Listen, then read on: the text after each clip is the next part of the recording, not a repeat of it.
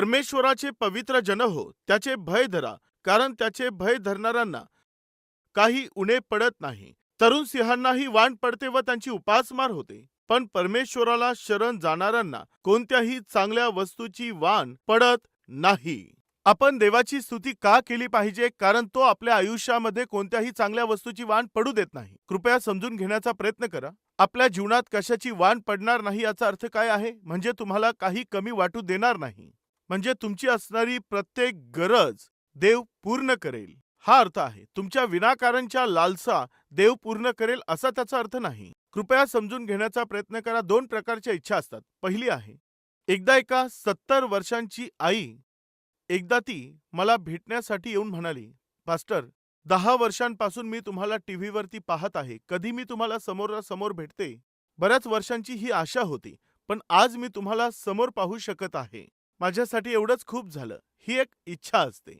आणखी दुसरी इच्छा काय असते ती सांगतो ऐका. समजा तुम्हाला 10,000 रुपये पगार आहे, पण तुमची आशा काय असते की एक ना एक दिवस मी तोच फ्लॅट विकत घेणार. काय आहे? ह्यालाच असं म्हणतात, काय म्हणतात? खिशात तर दमडी नसते, परंतु आणि तरी खायला काय पाहिजे आहे? खायला कोंबडी पाहिजे आहे. कृपा करून ऐका. जी गरज आहे व जी इच्छा आहे, हे कसं डिवाइड करायचं ते सांगतो. खाण्यासाठी अन्न हे गरजेचं असतं. पण मला रोजच मांस पाहिजे आहे. ही गरज आहे किंवा इच्छा आहे? सांगा प्रियांनो. ही गरज आहे किंवा इच्छा आहे?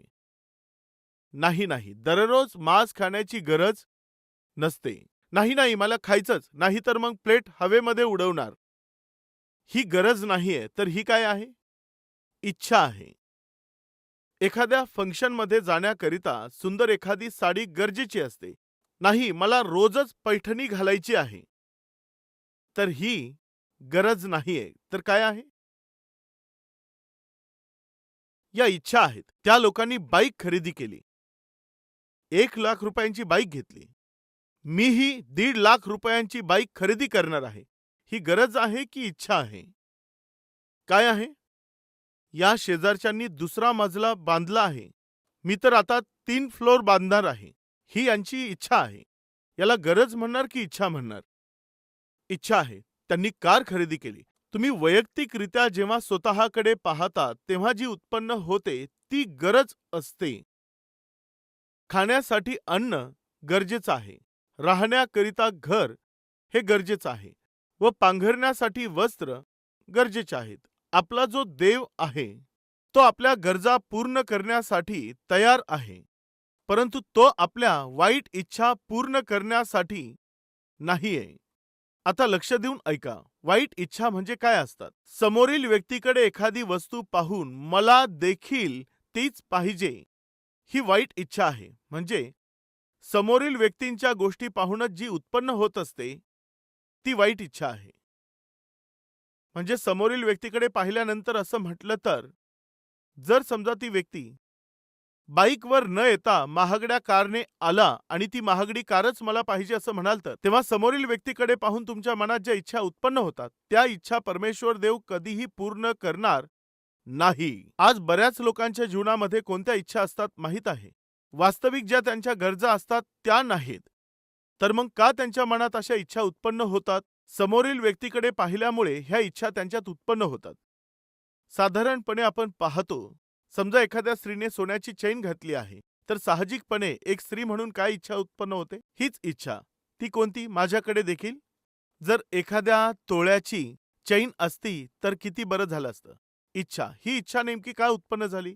कोणीतरी घातलेली चैन पाहिली, इच्छा उत्पन्न झाली. कोणीतरी महागडी साडी घातली होती, तिच्याकडे पाहून तुम्हाला वाटलं की मला असती तर किती बरं झालं असतं. मग ही इच्छा कोठून उत्पन्न झाली? त्या स्त्रीकडे पाहिल्यानंतर झाली. पुन्हा मी सांगत आहे, तुम्ही जेव्हा समोरील व्यक्तीकडे पाहून त्यावेळेला एखादी इच्छा जर उत्पन्न झाली तर ती इच्छा परमेश्वर पूर्ण करणार नाही.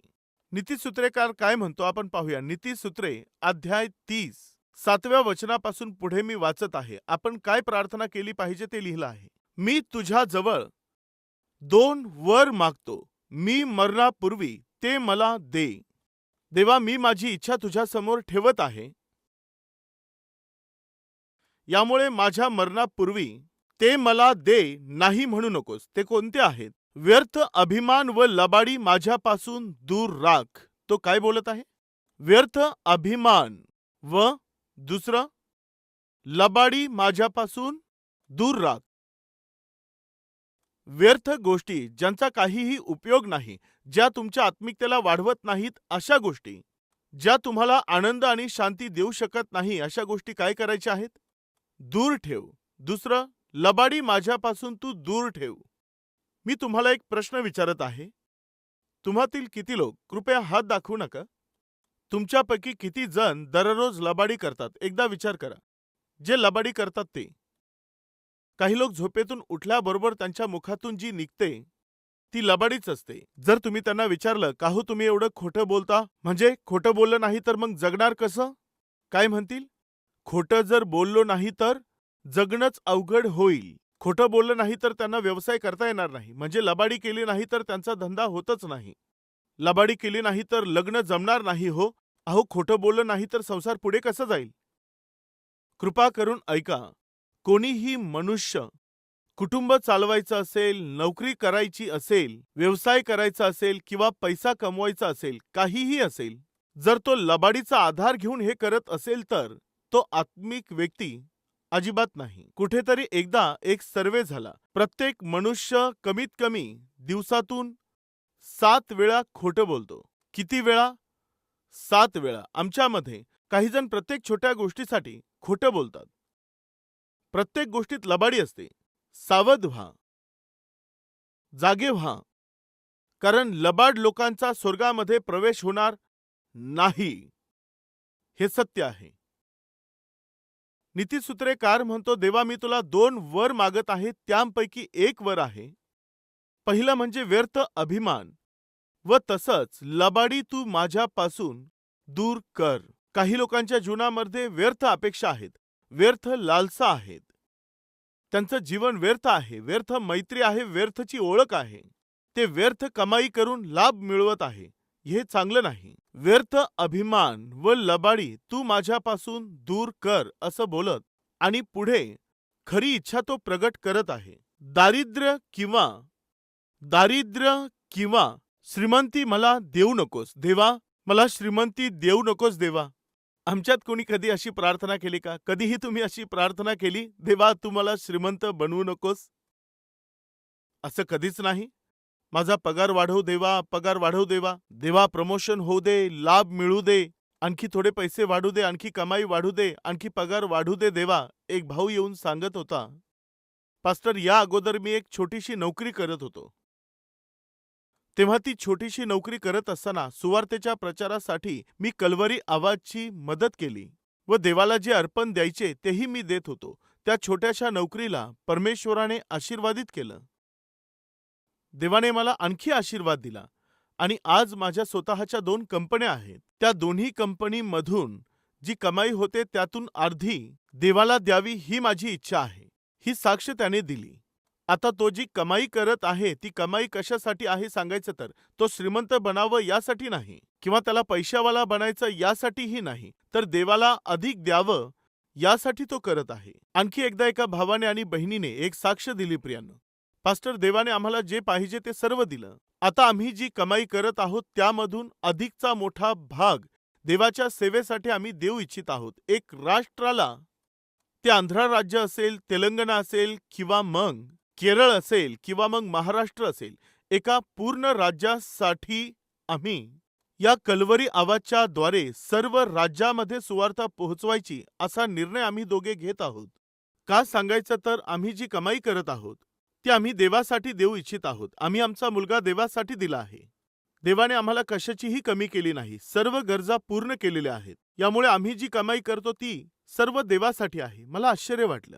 आपण जी कमाई करत आहोत ती देवासाठी आणि देवाच्या राज्याला वाढवण्यासाठी जर देत आहोत तर त्यात मोठे आशीर्वाद आहेत. एकदा आपल्यामध्ये स्टीव्ह ग्रीन नावाचे एक देवाचे सेवक येऊन गेले. ते सर्व अमेरिका देशातील 100 श्रीमंतांपैकी एक व्यक्ती आहेत. त्यांची फॅमिली काय करते माहीत आहे? ते कमाई करत असलेल्या 100 पैकी 50 रुपये जे आहेत ते देवाच्या सेवेसाठीच देत आलेले आहेत. प्रत्येक वर्षी ते असं देत असतात. देव त्यांना एवढा आशीर्वादित का करत गेला माहीत आहे? ते स्वतःसाठी कमवत नव्हते, तर ते ह्यासाठी कमाई करतात की देवाची प्रीती कृतीतून दाखवावी. प्रिय भाऊ आणि बहिणींनो, जर तुम्ही स्वतःसाठी काही कमाई करण्याचा प्रयत्न करत आहात तर ती कमाई एक ना एक दिवस उडून जाईल. देवाचा भक्त म्हणत आहे, तू मला श्रीमंतही बनवू नको व तू मला दरिद्रीही बनवू नकोस. तर तो काय बनवायला सांगत आहे? मला दरिद्री किंवा श्रीमंत बनवू नकोस, तर रोजचं आवश्यक अन्न तू मला दे. कृपा करून लक्ष देऊ नका. हा नीतिसूत्रेकार येथे बोलत आहे, तू दररोजचं आवश्यक अन्न मला दे, कारण माझी अतितृप्ती झाल्यास तेव्हा मी तुझा अव्हेर करून कदाचित म्हणेल, परमेश्वर कोण आहे? आज आमच्यातील काही लोकांचं पोट वास्तविक खूप जास्त भरत आहे. यामुळेच त्यांची आत्मिकता दूर होत चालली आहे. सावध व्हा. अति पोट भरणारे असे कोणी आमच्यामध्ये आहेत का? खूप खादाड आणि जास्त पोट भरणारे आमच्यात कोणी आहेत का? हे लोक साधारणपणे काय करतात माहीत आहे? ते परमेश्वराला, देवावरील विश्वासाला व आत्मिकतेला दूर सारत असतात. जर तू खादाड असशील तर आपल्या गळ्याला काय आहे? सुरी लाव, म्हणजे कंट्रोलमध्ये ठेव.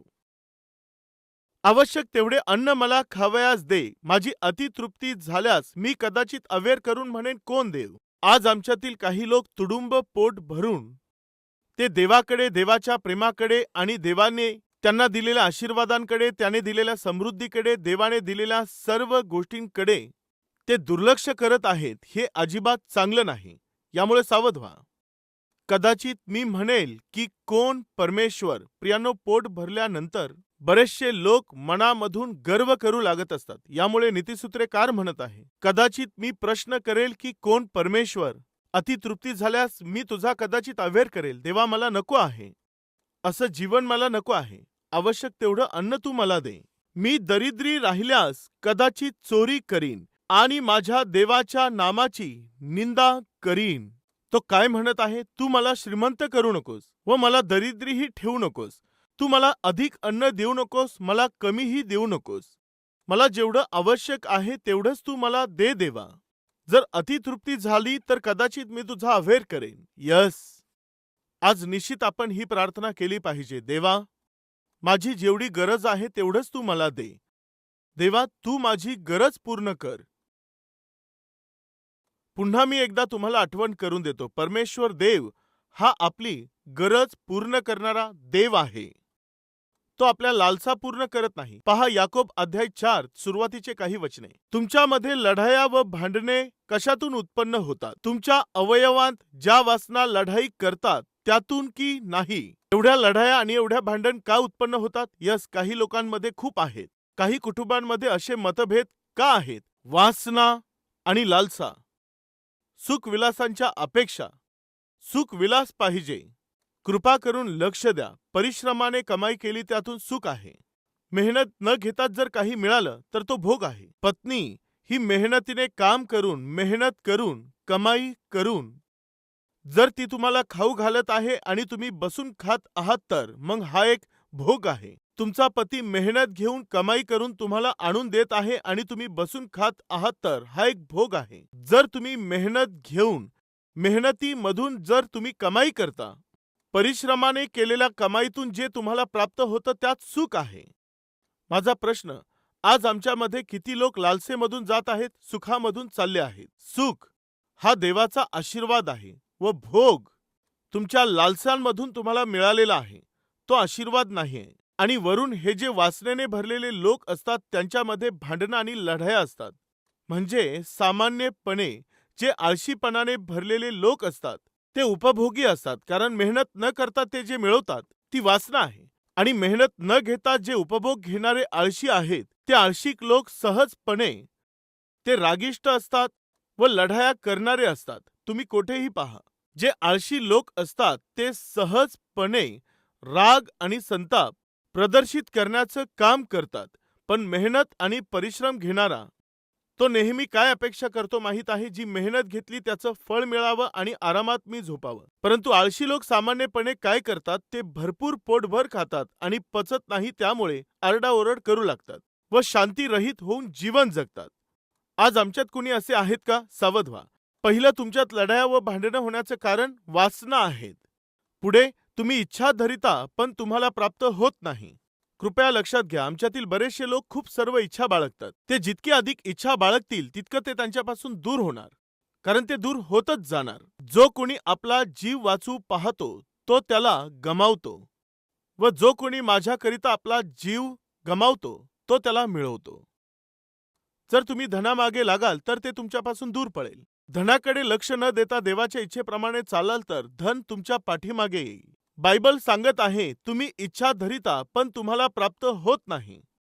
आज तुमच्यामधील कोणीही लोक असोत, तुम्ही मनामध्ये इच्छा बाळगून, वासना बाळगून, लोभ धरत राहून व ज्या इच्छा तुम्ही बाळगलेल्या आहेत त्यासाठी लढाया, भांडणं आणि संघर्ष करत जर जीवन जगाल तर बायबल सांगतं ते तुम्हाला कधीही मिळणार नाही. जितकी अधिक तुम्ही इच्छा बाळगून राहाल तितके अधिक तुम्ही निराश होऊन जाणार, यात काही संशय नाही. तुम्ही इच्छा धरता तरी तुम्हास प्राप्त होत नाही.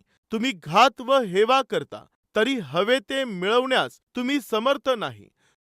तुम्ही भांडता व लढता, तुम्ही मागत नाही म्हणून तुम्हाला प्राप्त होत नाही. तुम्ही मागता परंतु तुम्हाला मिळत नाही, कारण तुम्ही अयोग्य प्रकारे मागता, म्हणजे आपल्या चैनीकरता खर्चावे म्हणून मागता. तुम्हाला का मिळत नाही? कारण काय आहे? मी आत्ताच सांगितलं ना, देव आपल्या गरजा पूर्ण करेल परंतु तो आपल्या वासना पूर्ण करत नाही. तुम्ही कधीही परमेश्वराकडे जाऊन, देवा तेवढं लोन मिळू दे, देवा तेवढं लोन मिळू दे, देवा कोणतं लोन? तेच देवा, हाऊस लोन. कशाला पाहिजे? तिसरा फ्लोर बांधायचा आहे. का बरं? शेजाऱ्याने बांधला आहे यामुळे. तिने तिसरा फ्लोर बांधला आहे, मला देखील बांधला पाहिजे. शेजाऱ्याने खरेदी केला आहे, मलाही खरेदी करायचं देवा. याला लालसा म्हणतात.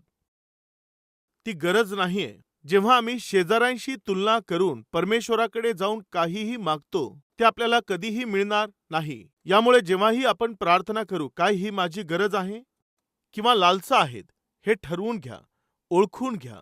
तुम्ही जी मागणी करत आहात आणि ती कोणाकडे पाहून तरी उत्पन्न झालेली आहे, तर मग ती तुमची गरज नाही. ती स्वतःहून तुमची गरज नाहीये. यामुळे ती इच्छा तुमच्यातून आलेली नाही, कोणाकडे तरी पाहून आलेली इच्छा आहे. नो, तुम्ही मागता परंतु तुम्हाला का प्राप्त होत नाही सांगायचं तर तुम्ही आपल्या चैनीकरता खर्चावं म्हणून मागत आहात, यामुळे देव ते देणार नाही. तर आपल्या जीवनामध्ये सर्वात प्रथम आपण देवाची स्तुती आणि आराधना का केली पाहिजे? तर तो आपली प्रार्थना ऐकत आहे. तो ऐकणारा देव आहे. तो कोणाची प्रार्थना ऐकतो सांगायचं तर नीतिमान लोकांची प्रार्थना ऐकतो. ज्यांची जीभ चांगली आहे, देव त्या लोकांची प्रार्थना ऐकतो. जे शांतीच्या प्राप्तीसाठी झटणारे आहेत, जे शांतीने जीवन जगण्याची आशा बाळगतात, तेच देवाचे मुलं आहेत. भांडण करणारे, लढाया करणारे, नेहमी आरडाओरड करणारे लोक हे सैतानाचे लोक आहेत. बायबलमध्ये एक सुंदर वचन आहे. यशायाचे पुस्तक अध्याय 42 पहिल्या वचनापासून पहा. पहा, हा माझा सेवक, ह्याला मी आधार आहे. पहा, हा माझा निवडलेला, ह्याच्या विषयी माझा जीव संतुष्ट आहे. ह्याच्या ठाई मी आपला आत्मा घातला आहे. तो राष्ट्रांना न्याय प्राप्त करून देईल. तो गवगवा करणार नाही. तो आपला स्वर उच्च करणार नाही. तो रस्त्यातून पुकारा करणार नाही. तो ओरडणार नाही, पुकारा करणार नाही. कशामुळे? मी माझा आत्मा त्याच्यामध्ये घातला आहे. तो मोठ्या आवाजात बोलणार नाही. जे आरडाओरड करतात, उंच स्वराने बोलतात, ते लोक देवाच्या आत्म्याने भरलेले लोक नाहीयेत. मार्क शुभवर्तमान अध्याय 5 दुसरे वचन पहा. आणि तो मचव्यातून उतरताच अशुद्ध आत्मा लागलेला एक माणूस कबरातून निघून त्याला भेटला. तो कबरात राहत असे व त्याला साखळदंडाने बांधून ठेवणे आता कोणाला शक्य नव्हते, कारण त्याला पुष्कळ वेळा बेड्यांनी व साखळदंडांनी बांधले असताही त्याने साखळदंड तोडून टाकले होते व बेड्यांचे तुकडे तुकडे केले होते आणि त्याला वठणीवर आणण्याचे सामर्थ्य कोणालाही नव्हते. तो नेहमी रात्रंदिवस कबरांमध्ये व डोंगरांमध्ये राहून गीत गात होता. असं आहे का तुमच्या बायबलमध्ये? काय म्हटलं आहे तिथे? बायबल सांगतं अशुद्ध आत्मा लागलेला व्यक्ती रात्रंदिवस आरडाओरड करत असे. आहेत का कुणी आमच्यामध्ये? आरडाओरड करण्यासाठी त्यांना ना दिवसाची गरज असते ना रात्री लागत असते. ते कधीही आरडाओरड करण्यासाठी तयार असतात व चहूबाजूच्या लोकांना नरक दाखवत असतात. शांतीने जीवन देखील जगू देत नाहीत. तुम्ही कोण आहेत माहितीये? ज्याच्यात सैन्य नावाचा दुष्ट आत्मा होता त्याने ग्रासलेले आहात. यशया 42 अध्यायामध्ये आपण पाहतो, तो माझा सेवक, त्याच्याविषयी मी प्रसन्न आहे. मी आपला आत्मा त्याच्यात घातला आहे. तो उच्च स्वराने बोलणार नाही, तो गवगवा करणार नाही. कोणाच्या प्रार्थनेकडे देवाचे कान लागलेले असतात माहीत आहे? ज्याची जीभ ताब्यामध्ये असेल त्यांच्या, जे शांतीसाठी प्रयत्न करणारे आहेत त्यांच्याच प्रार्थनेकडे देवाचे कान लागलेले आहेत. त्यांच्याकडेच देवाचे नेत्र लागले आहेत. तुम्ही धार्मिकतेने व खरेपणाने जगाल तेव्हाच देव तुमची प्रार्थना ऐकेल. दुसरं, तो आपली प्रत्येक गरज पूर्ण करेल. पण वासना आणि वाईट इच्छा असेल तर कधीच नाही. त्या लालसा आहेत किंवा गरज आहे हे कधी आपल्या लक्षात येईल? समजा तुम्हाला भूक लागली आहे, ते कोणाला सांगण्याची गरज नाही. ते तुम्हाला लगेच समजून येईल. का माहीत आहे? कारण ती तुमची शारीरिक गरज आहे. थंडी जाणवत आहे तेव्हा तुमच्या लक्षात येईल की तुम्हाला काय पाहिजे, कपडे पाहिजे, हे समजून येत असतं. जर घराची गरज आहे तर ती लक्षात येते. ही गरज असते. परंतु हे न असता कोणाकडे तरी पाहून माझ्या जीवनात असं झालं तर बरं राहील, मलाही असं भेटलं तर खूप चांगलं राहील, मलाही असं मिळालं तर खूप चांगलं राहील, मलाही असं जगता आलं तर खूप बरं होईल, इतरांकडे पाहून तुमच्या मनामध्ये ज्या उत्पन्न होतात ना, ती गरज नाहीयेत, त्या वासना आहेत. देवाचा भक्त म्हणत आहे, मला श्रीमंती नको आहे, मला गरिबीही नको आहे. दररोजचं अन्न तू मला दे, जेवढी माझी गरज आहे ते मला दे. प्रियानो, आज अशी आत्मिकता जर तुमच्या जीवनात असेल तर तुम्ही अतिशय शांतीने व समाधानाने जीवन जगाल. इस्रायली लोकांचा त्या जंगलात नाश का झाला माहीत आहे? अतृप्त जीवन. परमेश्वराने कितीही दिलं, काहीही दिलं, ते कायमस्वरूपी इतरांशी तुलना करत राहून त्यांनी आपल्या जीवनाचा नाश करून घेतला व मध्येच त्या जंगलामध्ये ते नाश पावले. आज आमच्यामध्ये कोणीही त्या इस्रायली लोकांप्रमाणे अर्ध्यावरतीच नाश पावता कामा नयेत. देवाच्या सानिध्यामध्ये जाऊन आपण प्रार्थना करूया. देवा, माझ्या जिभेवर मला ताबा ठेवण्यासाठी माझं सहाय्य कर.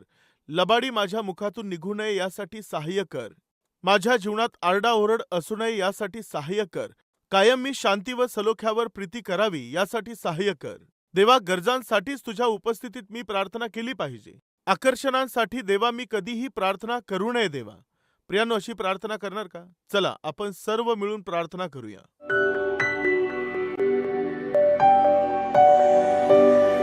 महान पवित्र प्रेमळ परमेश्वर देवा, अगदी सरळ व स्पष्टपणे तू आम्हाशी बोलला आहेस. तुझे आभार मानतो. सकाळी उठल्यापासून तर झोपेपर्यंत आमच्या जीवनामध्ये जे असलं पाहिजे देवा, ते आभार रूपी जीवन तू परमेश्वरा आम्हाला दे.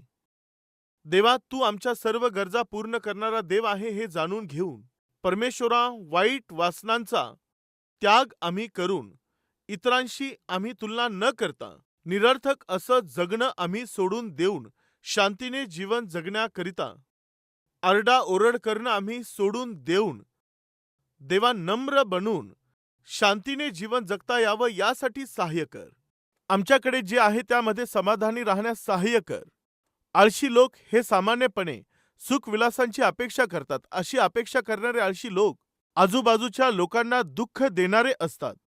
देवा, अशा प्रकारे दुःख देणारे, लोकांना वेदना देणाऱ्या आळशी लोकांप्रमाणे जर आमच्यात कोणी असतील तर, कोणी आमच्यात खादाड असतील तर, नेहमी झोप घेणारे कोणी असतील तर त्यांना तू सुधार. देवा, त्यांचं जीवन तू सुधार.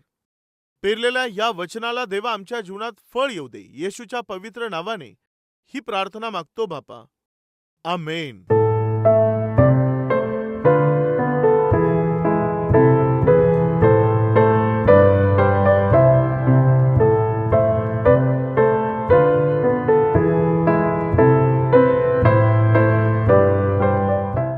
आमचा पत्ता Calvary, post box number 30, Kukatpally, Hyderabad 72.